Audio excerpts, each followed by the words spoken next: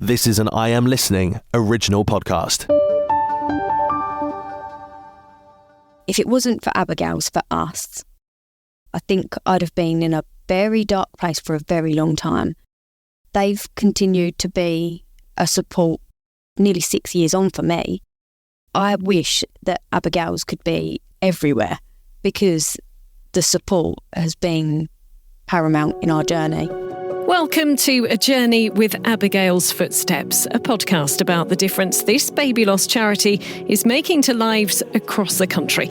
I'm Nicola Everett, a very proud ambassador of Abigail's Footsteps, a charity that supports families at the most difficult time and provides training to healthcare professionals. Sadly, in the UK, it's estimated that 1 in 4 pregnancies ends in the loss of a baby. Despite that figure, it's still something that many find difficult to talk about, and families can face a wall of silence. We're hoping this series of podcasts will break down that wall.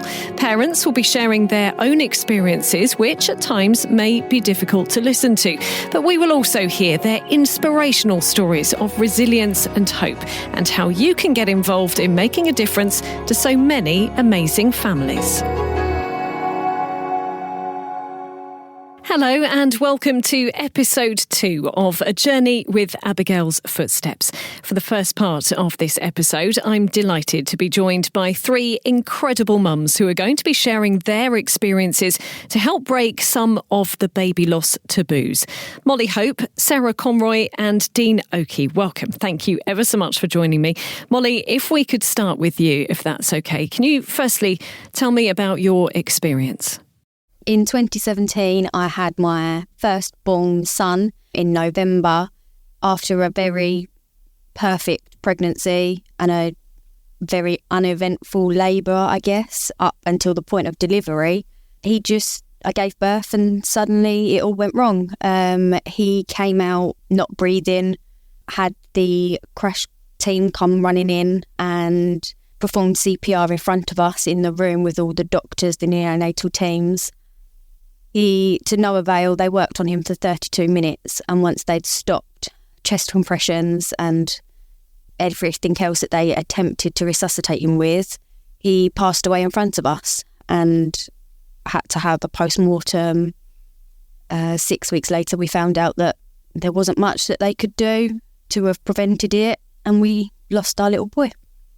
Absolutely devastating for that to happen to you. And as you said, you had no idea that there would be anything wrong? No idea. The pregnancy itself was a low risk. Everything was perfectly normal, fine. I felt amazing. Labour was like any normal labour. Contractions, thick, fast, had the epidural and was just waiting to dilate to 10 centimetres to deliver him. And at that point, there was still no alarm bells ringing. I delivered and he passed away. There was no warning signs for the team that were delivering him. He just didn't make any noise, didn't make any effort himself because he was just so poorly. But we never really got an understanding as to why it happened and what could have been prevented, if anything. And when you were in hospital, like all mums, you were expecting to bring your little baby, your son Blake, back home with you.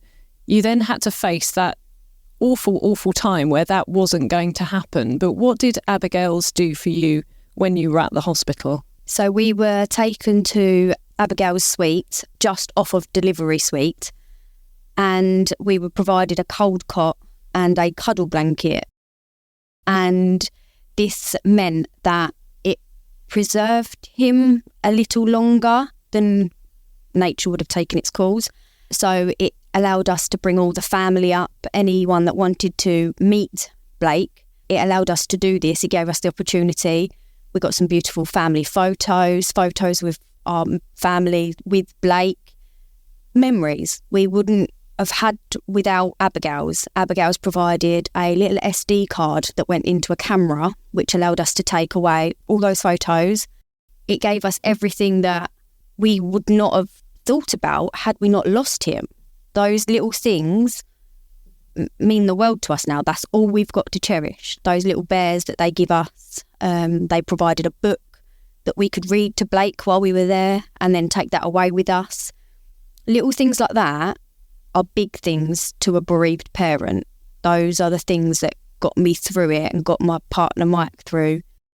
They're things that we've got a big old memory box now with so much in. Although he only lived for a short amount of time, we've got this big box full of little treasures that Abigail's provided by just setting up that suite and providing all that we needed inside.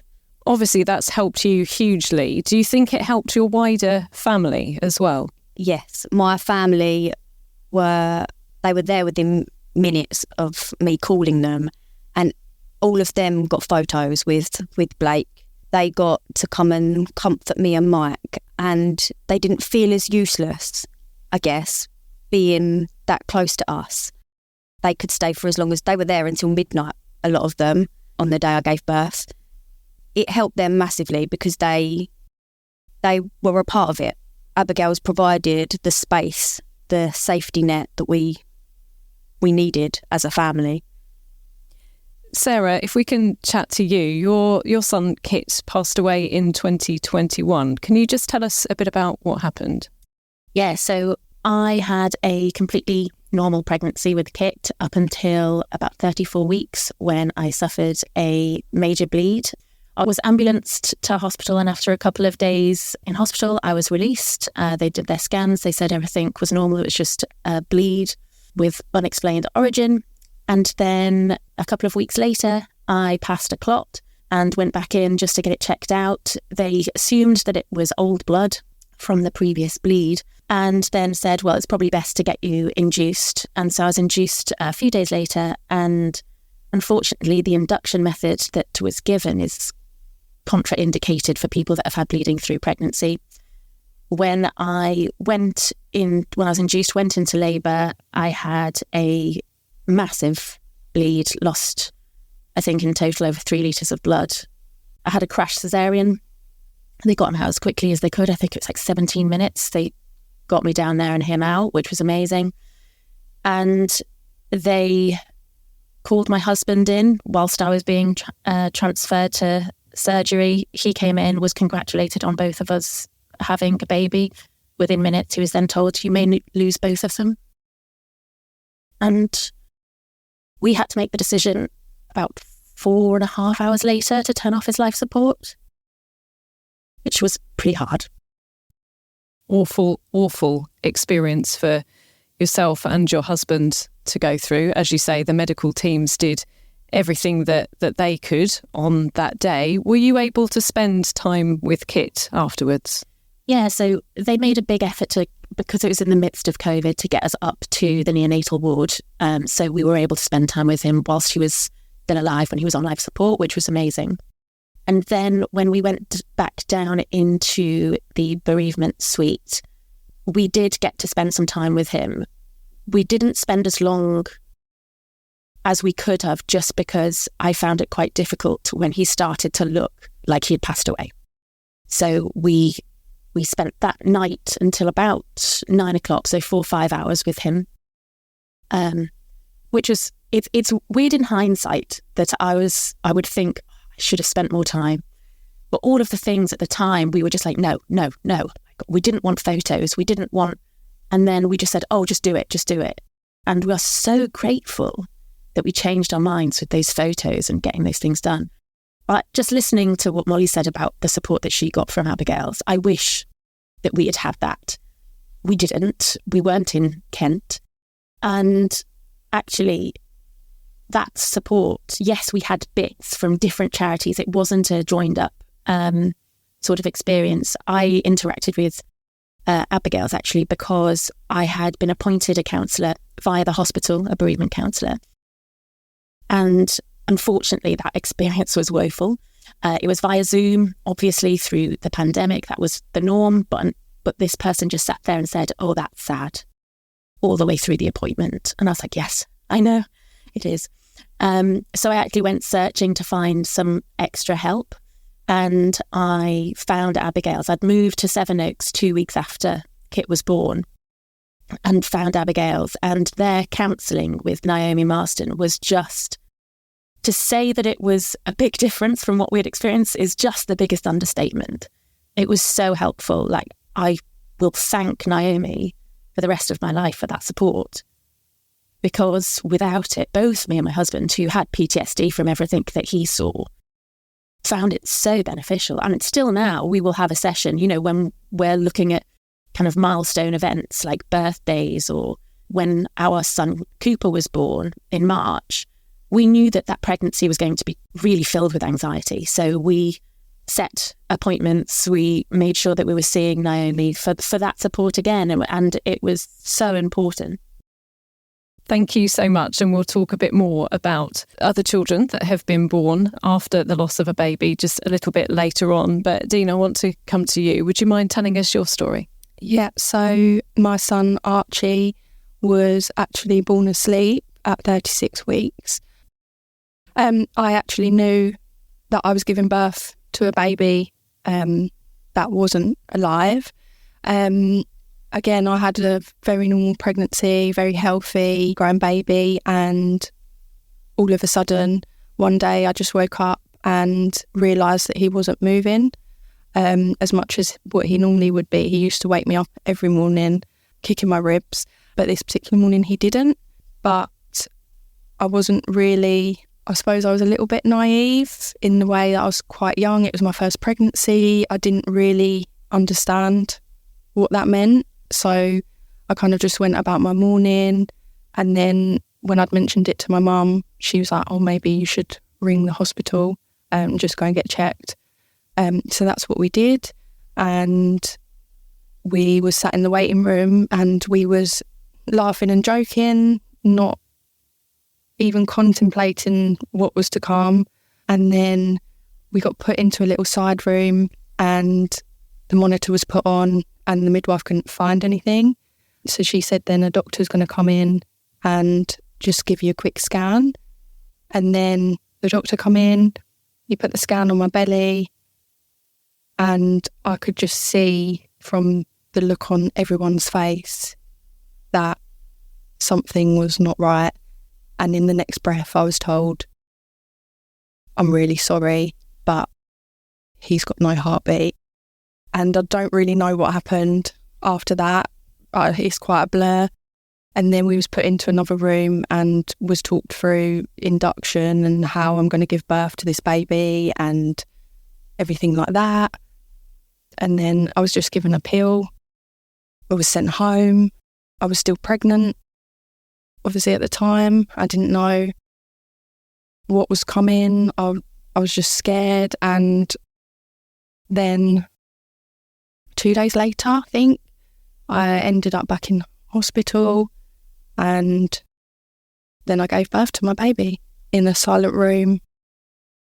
And I just remember the midwife holding him up in front of me and just thinking, like, can you do something? Because it was like he was all there and he should be alive, and it just looked like he was asleep. And they put him on my chest, and it's all a little bit of a blur, really. And what was it that Abigail's did for you? Were you in touch with them as soon as you knew what was going to happen, or did the hospital speak to you about what Abigail's could do and how maybe they could support you after that? So I was told about Abigail's when I went back into hospital, and I was moved into the Abigail suite. I think it was the next morning after giving birth. I think I gave birth to him at 8 in the evening, so then I was moved in the morning.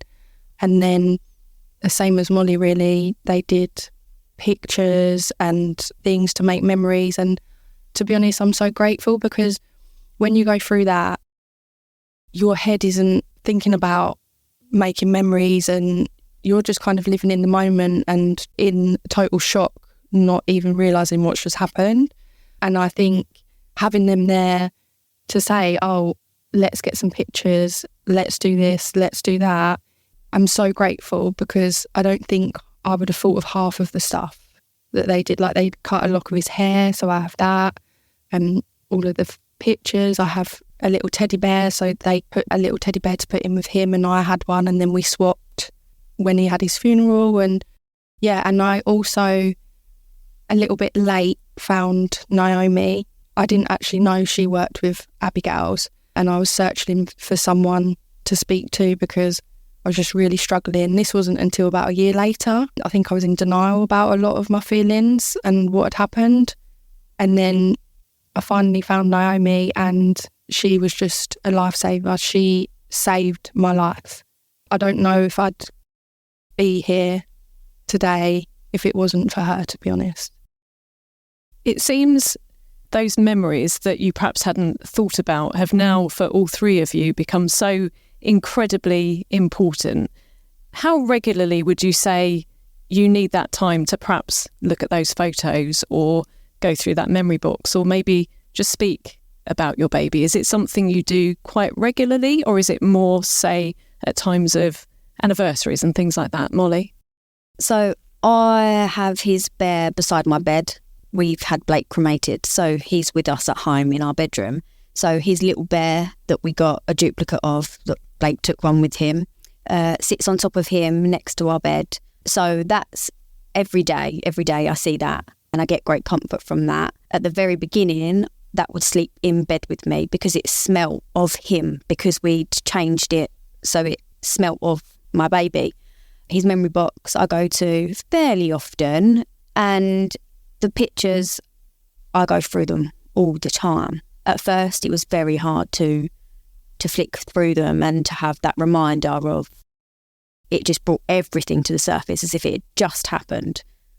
But now they're a comfort. I go to them all the time.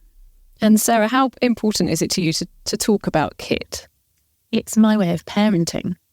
He was my child, and every other parent who has a living child gets to talk about their child every day, and it isn't separate for me. It isn't one of those things, like we were talking earlier about how difficult it is when people say, is this your first, etc. And in the same breath, I'm always willing to talk about Kit. He is my first child, and I'm very proud of him as my first child, and I love hearing his name, and I'm very lucky that I can hear his name quite often because of PE kits and first aid kits and other types of Kit Kats. I eat a lot of them. So I'm quite lucky in that respect. And yeah, it doesn't change. Your want to parent doesn't change. I have found that my way of parenting Kit is to bring awareness to baby loss, to try and make people feel less alone that are going through it, to open myself to other people going through it and say, if you want to talk about it, I'll be here for you. That's my way of parenting my child that's not here.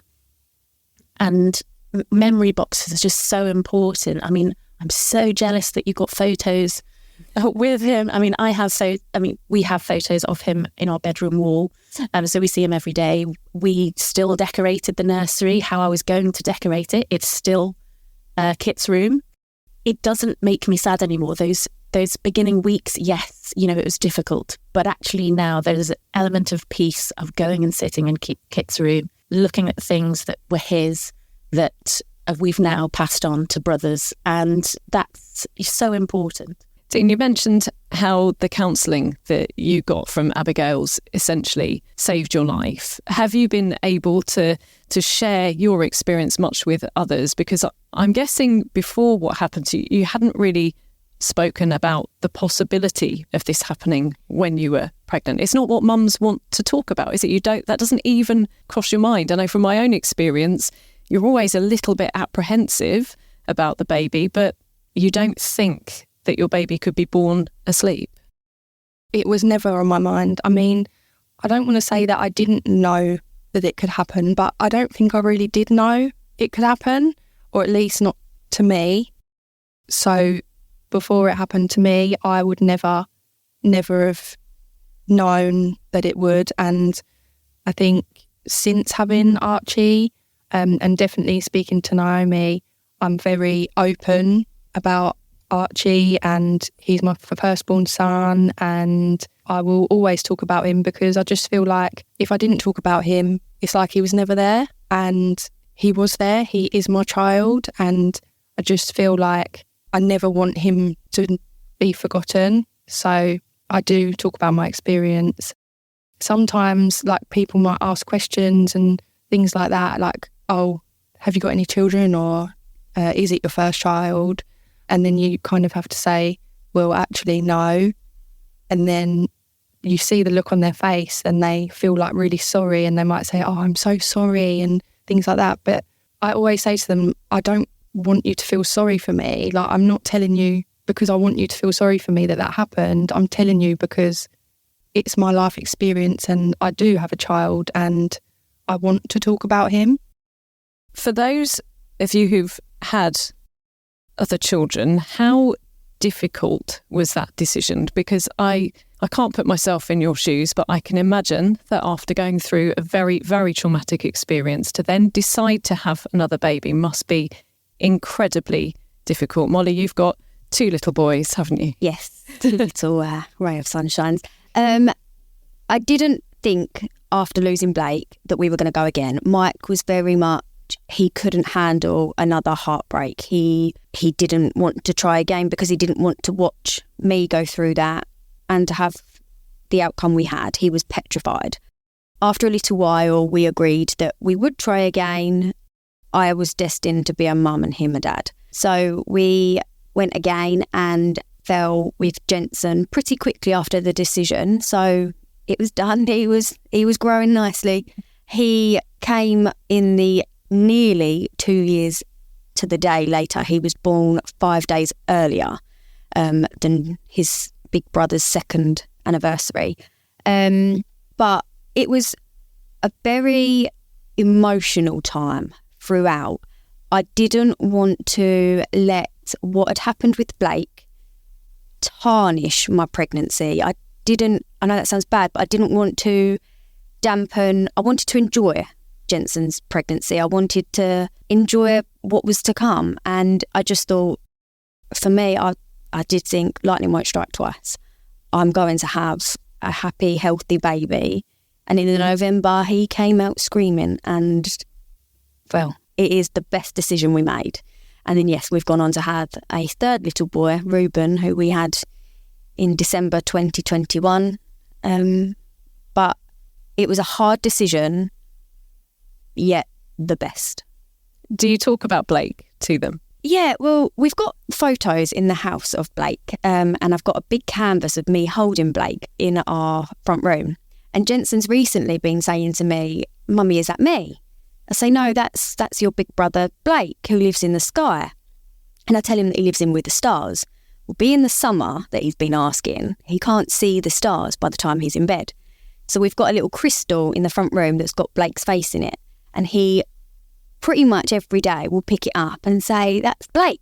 Blake's in the sky. So he knows that he's got a brother. I don't think, he obviously hasn't grasped the concept of what the sky means, and that he did ask me if he could come to his house and play the very first day we had the conversation, which did make me shed a little bit of a tear, but that was in his head how it works. Your friends and your family come to your house to play. So it was hard, but it's nice that I can involve Blake in our family conversations at home, every day-to-day life. He's there.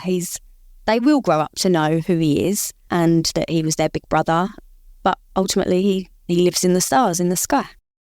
And Sarah, for you, you mentioned that your husband actually suffered PTSD after your experience. So it must have been incredibly difficult to even have that conversation about having another baby. Yeah, it was interesting because for me, there was no doubt. I've always wanted to be a mother. I was a mother to Kit, and I wanted the experience of having a living child also. My husband was not ready, but we knew that because we had struggled to conceive with Kit, we'd tried for 4 years. We were about to have our first IVF appointment, in that we were about to have our first meeting, and then we found out they would fall pregnant naturally. So it was like our miracle. We knew that given those years of struggles, that it wasn't going to be straightforward, and Tam was not on my side. She's aging. So we kind of set a date to start IVF. I needed the control. And I think part of that, thinking back to it, was because of the blood loss that I suffered. Every month, when I'd get my period, I'd have panic attacks because I'd be losing blood again. That, combined with not being pregnant, was just too much from a mental health standpoint. So we decided to do IVF, and that again wasn't straightforward. So we had our first round. I was told that I had 2 follicles, which is very low. And so they wanted to cancel it. But actually, one doctor was like, no, let's go ahead. 1 is better than none. So let's see what we get from the 2. And we ended up getting 1 embryo, and that is Cooper, who was born in March, which we didn't even think, yes, 1 embryo, amazing. But the 50-50 chance of that even sticking was just, odds that we just thought weren't going to happen. So again, it was just so surprising. We found out at our first scan that he had the exact same due date as his brother. And to a lot of people, they said, God, that must have been so traumatic.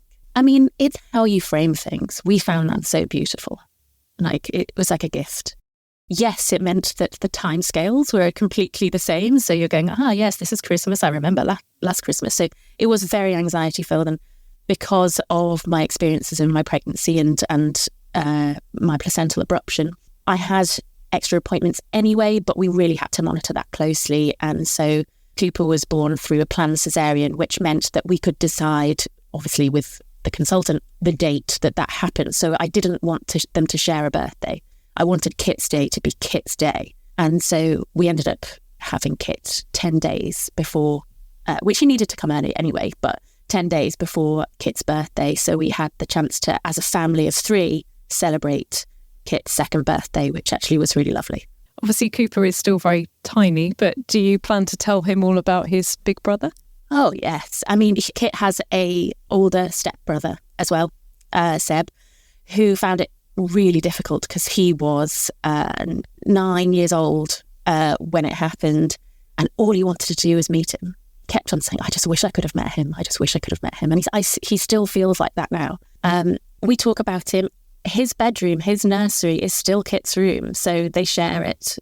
There is, pictures of Kit there. There's Kit's dinosaur toy, Julio. Don't know how we decided on that name.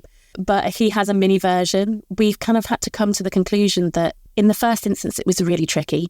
And every time one of us would accidentally call Cooper Kit, we'd feel just heartbroken. But then actually, when you have 2 living children, how many times have I called the dog Andrew or everyone mixes up names, and that's just part of being a family. And actually it brings him into the family even more, those mix-ups, because that's what would have happened if he were living also. It's really an interesting dynamic. We will continue to talk. We have his memory box. Everyone now has one. We've decided we've got a memory box for our wedding. We've got a memory box for Kit. We've got a memory box for Cooper. We're going to kind of delve into them and share the experience of it all. There was a pregnancy loss review published very recently that had more than 70 recommendations of what needs to happen in hospitals. 70 recommendations seems an awful lot, doesn't it? That there is still a lot of work to be done to support mums and dads going through this. If there was one thing, you've all been very lucky and had an awful lot of support, but Dean, if there was one thing that you would want other mums in future to be able to benefit from if they have to go through something like this, what would it be?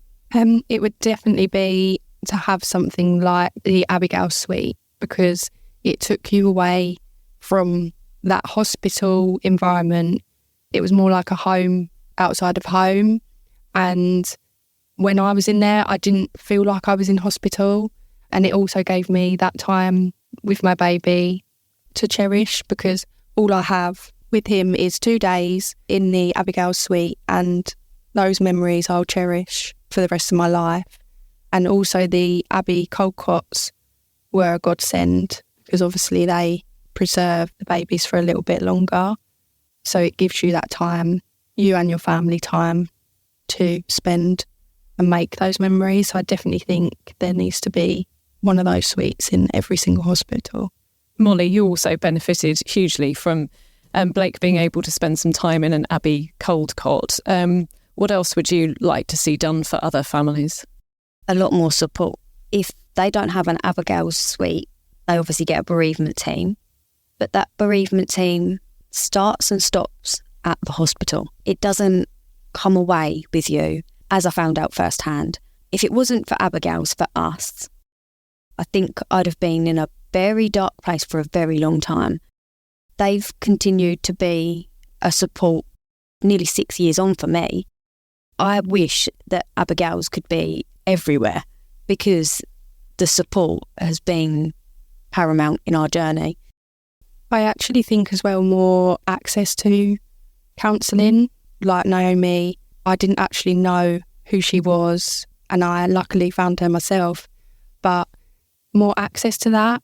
So bereaved parents being told that they can seek help from people like Naomi, because it doesn't just go away. And even if it's like for me, it was a year down the line when I knew that I needed that help, I think there needs to be more access to those services, because it did really help me and I don't know what I would have done without her.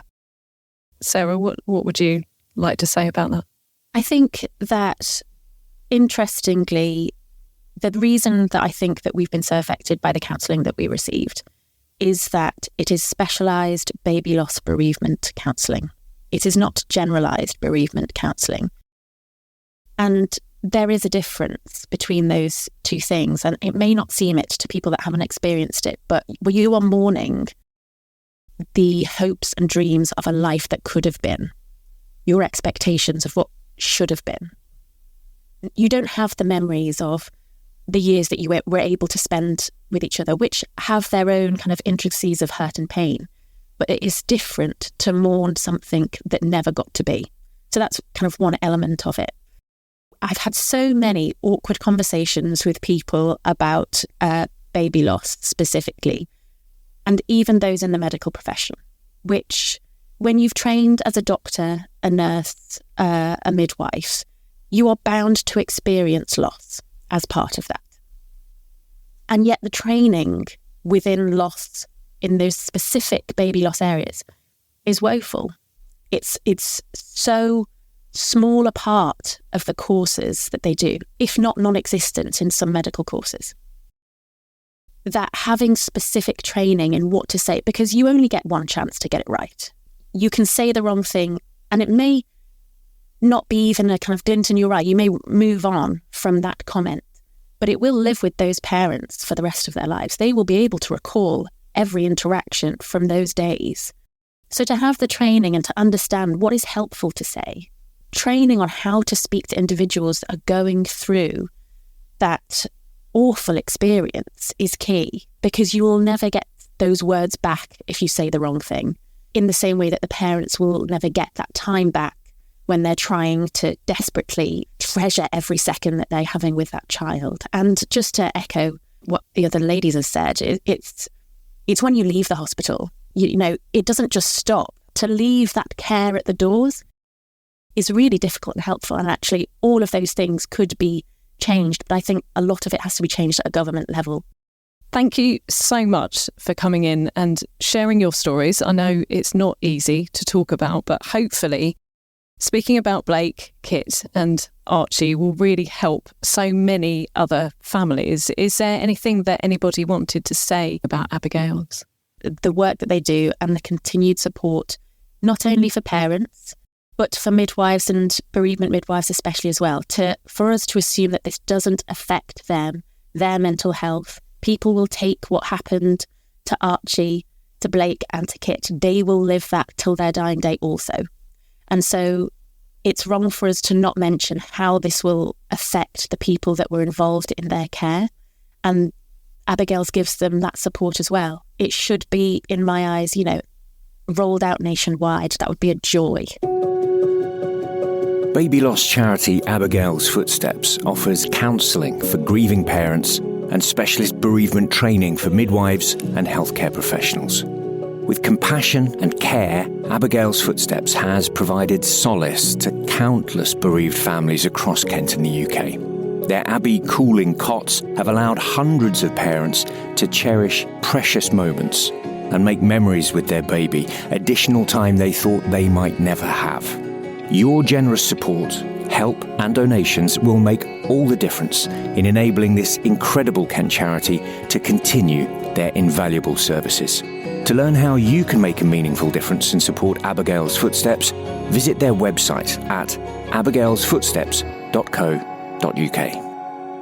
My next guest on the episode is Sam Collins, who is an ambassador for Abigail's Footsteps, but also the co-author of a pregnancy loss review. Sam, thank you ever so much for joining us on the podcast. Can you tell me a little bit about this review? I've had a look at it. It's incredibly detailed. What was your involvement and how did you get involved in that review? Yes, so myself and the co-author, Zoe Clark-Coates, who is the CEO of the charity Saying Goodbye, Mariposa Trust, were invited by Jeremy Hunt back in 2018 to review the care that families who are experiencing a pre-24-week loss, so essentially people that are experiencing a miscarriage, receive, and whether it would be possible to look at the introduction of a certificate of loss, but also to look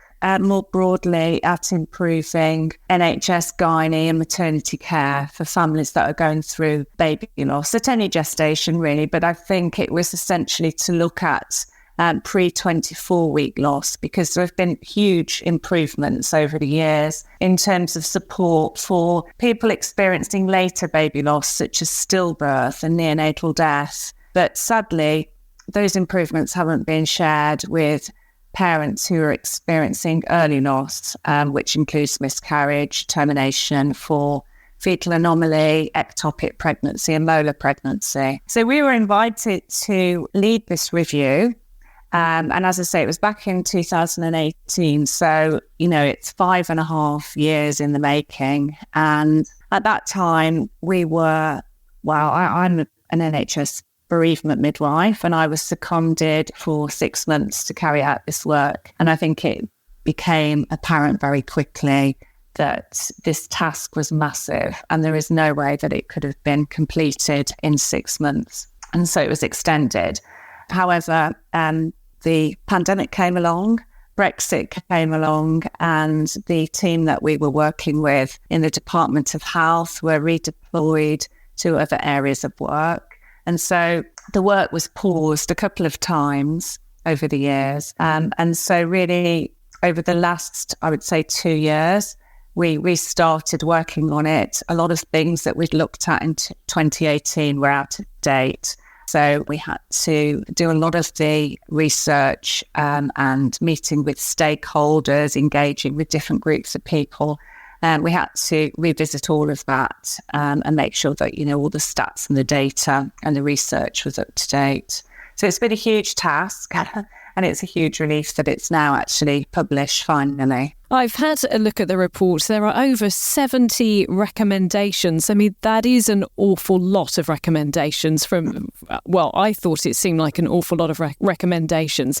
Does that show that things really weren't working very well before you started to look into this area in more depth? Yes, I think you're right. Yes, there are a lot of recommendations. There are 73 in total, but that reflects the scale of the problems that exist. And so, like yourself, when I was first tasked with doing this review, and, I kind of had no idea that there would be this much to do. We could have wrapped it up and just focused on half or even less of those main problems. But we want to make sure, that we left no stone unturned in our attempts to improve care for families. And the families, the bereaved families, were at the very heart of, the review and the feedback and the stories that they shared with us, sometimes very harrowing stories of, very poor care that they'd received and how traumatised they were. We felt that we really owed it to the families to ensure that everything was in the review, that we, discovered, anything that needed an improvement and, needed to be in there. So the government were pleased to say in their response, they've actually accepted all 73 of the recommendations, which, there are a lot, but, it's fantastic that the government are backing us, that will be implemented. Obviously, as you mentioned there, an awful lot of recommendations. We can't go into every single one of them in depth, but what are you hoping overall that this will achieve? You've spoken about how you had a lot of feedback from families. Some of their stories were incredibly harrowing. For others who have to go through this really awful situation in future, what are you hoping that your work will achieve for them? I think, there are so many elements to caring for a family who are experiencing loss. And I say family because, all too often the focus is on the woman or the person that is going through baby loss and not their partner. And partners are equally impacted. We've heard throughout the process, that partners were sidelined or sometimes not even asked about how they were, and it's really difficult for the person going through baby loss to actually get really good quality mental health support following the loss, but even more difficult for the partner. So obviously we want to see improvements in physical care for the person going through the loss, but just as importantly, we want to see that mental health screening, mental health support and services are offered to both parties and actually the whole family, because we know that siblings are also impacted, grandparents are impacted. So it's looking at it holistically, really, and looking at, the family unit, if there is one, and looking how best we can support that whole family and just improving the overall experience. And also we just want to make sure that, through better education and training, that staff are made aware, of the impact of baby loss, because for too many years, I think miscarriage and very early pregnancy loss has been minimised and often seen as a bit of a clinical event. And we've heard this time and time again from the families that we've met with, that, some of the families that have been through A&E, for instance, have not had the best experience. And this, is down to a lot of factors, but a lot of it will be down to a lack of training and education of staff, because, as we know in A&E, it's on its knees, isn't it? Emergency services. And, there are so many different things coming through the door. It's, they probably get very, very little on in terms of training and education, the staff, around how to support families experiencing baby loss. And we know that, A&E is not the best place for anybody miscarrying to be. Ideally they would be in an early pregnancy assessment unit. But with early pregnancy assessment units, we know that there's a huge variation in the opening times and the access to EPAUs. Some areas will have early pregnancy assessment units that are open every day, including the weekend, and then other hospitals will have an early pregnancy assessment unit that's only open in the morning and not at weekends. And so, women are forced to go through A&E. And as I say, it's not really the best place for anybody experiencing baby loss to be. You've been involved with Abigail's Footsteps for quite some time now. You were a trustee for around 7 years. You're now an ambassador. It really sounds like they were leading the way, and an awful lot of parts of the country can learn from what Abigail's have been doing. Is that kind of what you felt from doing this review as well? Yeah, I'll always be grateful for the opportunities that were given to me as a trustee. It's great to be working in partnership with Abigail's, and I was involved in the new film, Pregnancy After Loss, which is the follow-on film, as you know, from The Deafening Silence, which has reached so many healthcare professionals across the UK and actually internationally too. And that film, which is shown in so much of our midwifery, healthcare professionals training, it's reached out to so many people, and who wouldn't necessarily have any kind of training, any kind of time allotted to baby loss education. And, a lot of medical staff have seen that film, and we know that medical staff have hardly any time given, when they're at medical school, in terms of how to support families and the emotional impact on families of baby loss. So, it's been a real privilege to be able to work in partnership with Abigail's. Sam, it sounds like the work that you've done and will do going forward is going to make a huge difference to an awful lot of families who I'm sure will be incredibly grateful for what you've done. So thank you ever so much for being on the podcast and talking to us about it. Thank you. My next guest on the podcast is Amneet Graham, who set up Willow's Rainbow Box charity to help parents who are having another baby after a loss. Amneet, thank you so much for chatting to me.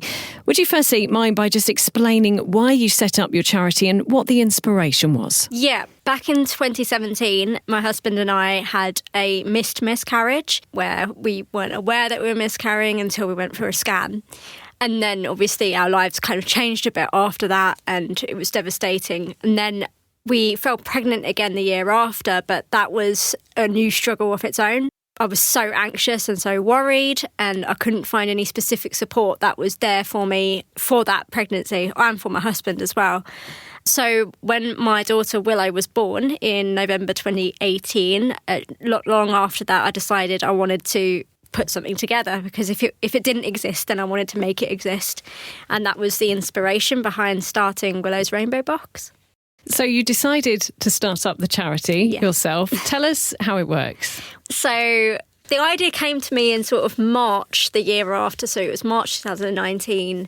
And I was like, well, do you know what? I want to start something. And I didn't know at that point it was going to be a charity. I just knew I wanted to do something. So I went to my local voluntary office and said, this is what I want to do. What do I need to do? And they said, you need to find a team of people. So I went to social media, and that I found we ended up being a team of 6 very quickly. Obviously, there were people who were just so passionate about this as well.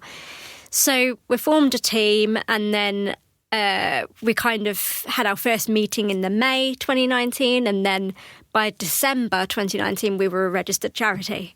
So everything moved very quickly, and that was the end of 2019. We spent some time, sort of 6 months within that year, designing the boxes, designing what we wanted, and doing research, market research, to see what people would need. Then we started our trial in January 2020, and then COVID hit. So, yeah, we kind of had all of that time out, really. But we kind of used that time to do more research and find out more about dads and other parents and what kind of support they would want.